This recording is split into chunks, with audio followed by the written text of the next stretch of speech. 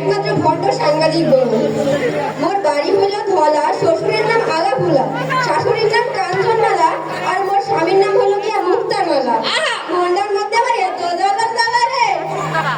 যাই হোক, এখন আপনারা শুনছেন বেলা ৩:৩৫ দুর্দান্ত খবর প্রচারিত হচ্ছে গোদাগুড়ি সেন্টার থেকে। শুরুতেই থাকছে খবরের শিরোনাম। মধুমতি নদীতে আগুন লাগায় পানি পুড়ে শেষ। যশোর কাঁচা বাজার থেকে বেগুন ব্লাস্ট করায় 42.5 তলা বিল্ডিং ভেঙে তছনছ। কুচি মুরগির পেট থেকে পাওয়া গেল 65 মণ 40 কেজি চাউল। একটি হারানো বিজ্ঞপ্তি। খেলার খবর, ক্রিকেট, সবশেষ থাকছে আবহাওয়ার খবর। এতক্ষণ শুনছিলেন শিরোনাম, এখন আপনাদের সামনে হাজির করছি বিস্তারিত।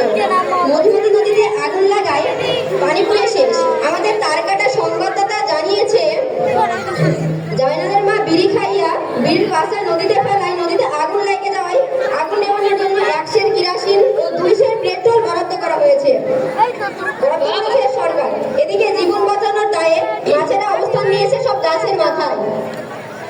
যশোর কাঁচা বাজার থেকে মাহারা বেগুন ব্লাস্ট হওয়ায় 42.5 তলা বিল্ডিং ভেঙে তছনছ।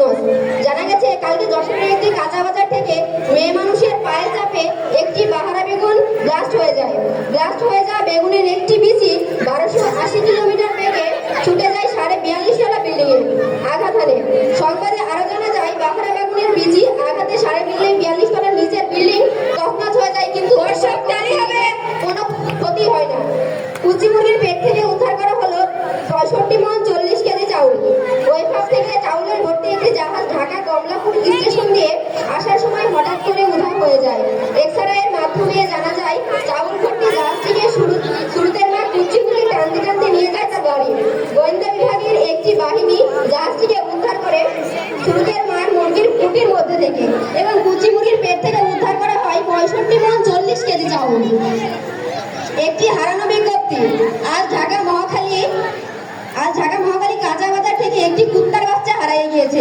কুত্তার বাচ্চার পরনে ছিল লাল গোলাপি রঙের ব্লাউজ। কুত্তার বাচ্চাটি সন্ধান কেউ পেয়ে থাকেন, জামালপুর সরিষাবাড়ি পাথর মোড়ে পৌঁছায় দিবেন। তাকে দর্শকের হাতে তালি নেই কেন? একটি ছিঁড়া জুতার মালা ও একটি চাবুকের বাড়ি দেওয়া হবে। খেলার খবর, ক্রিকেট। গতকালকে ইয়াসিন সাহেবের গিন্নির বাথরুমে ছাদের উপর অনুষ্ঠিত হয়ে গেল এক টি20 ক্রিকেট ম্যাচ। খেলায় অংশগ্রহণ করেন ল্যাংড়া বাহিনী ও কানা বাহিনী। টসে জিতে প্রথমে বল করার জন্য সিদ্ধান্ত নেয় কানা বাহিনী। প্রথমে বল করার জন্য প্রস্তুত কানা বাহিনী এগিয়ে আসছে দৌড়াতে। দুঃখিত, খেলা তো কালই হয়ে গিয়েছে, আমি তো আজকে ভুল খবর করে ফেলেছি। এবং সবচেয়ে সাথে দুর্দান্ত আবহাওয়ার খবর।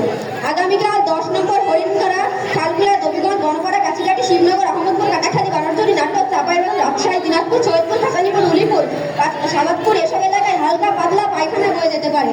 এসব এলাকার লোকজনকে 10 নম্বর বিপদ সংকেত দেওয়া হয়েছে। অনুরোধে যার লাল টেপ মারার জন্য অনুরোধ করা হলো। আজ এখানেই শেষ করছি। ততক্ষণ আপনারা বালিশের তলে না শুয়ে, খেতার উপরে না ঘুমায় আমার গুদাগুদি সংবাদ মিডিয়ায় চোখ রাখুন। আবার খবর প্রচারিত হবে ভোর 5:30টার সময়।